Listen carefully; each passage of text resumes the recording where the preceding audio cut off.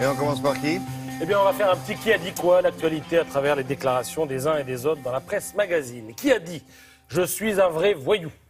Alors, il y a du monde, là. Il y a du monde. Oui. Acteur français, l'un des plus grands, peut-être le plus grand. Assez provoque, j'allais dire. Et j'allais dire, même s'il n'avait pas été acteur, il aurait peut-être même été justement voyou du côté de Châteauroux.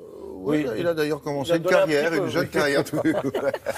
Alors, cette déclaration, eh bien, il l'a faite au Festival de Cannes où il présentait Tour de France, le film de Rachid Djaïdani.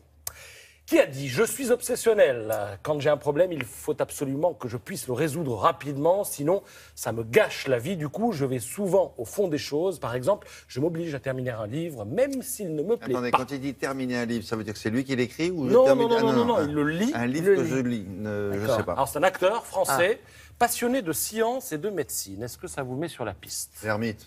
Gagné. Un point à ma droite, un point à ma gauche. Donc, Thierry Lhermitte.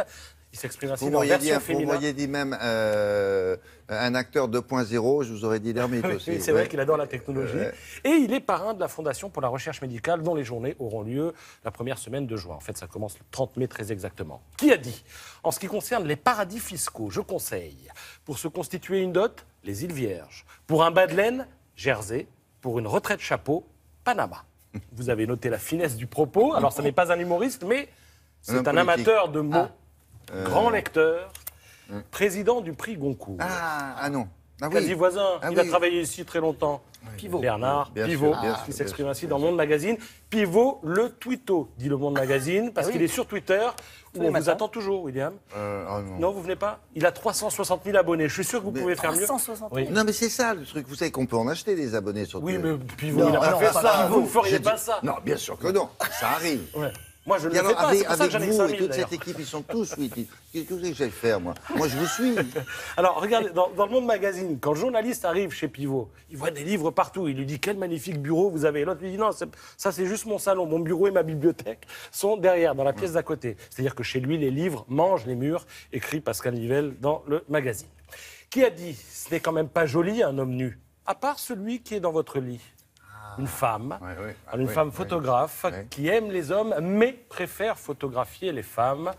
Son papa était académicien, je vous dis tout là. Oui, elle a des sœurs. Voilà, Bettina Reims, Idéate lui consacre un numéro collector grand format avec donc une splendide interview et évidemment de non moins splendides photos. On va en voir par exemple deux ici. Alors c'est toujours très criard, hein, avec des petites mises en scène.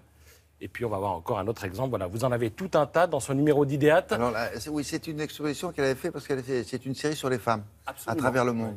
Elle en a photographié aussi Ah, dans c'est les chambres magnifique, d'hôtel hein. qu'elle accostait dans la rue. Elle disait, vous voulez monter avec moi dans la chambre? On fait une bien sûr. photo sans maquillage, sans fard, sans rien. Et certains ont dit oui. Alors, Essayez de faire ça, vous allez voir. ce magazine coûte 20 €. Donc, c'est pas donné, mais c'est plus qu'un magazine, plus qu'un c'est livre, vrai, c'est c'est carrément vrai. un objet. Donc, je vous le conseille, il est magnifique, il est à garder. Merci, Patrice.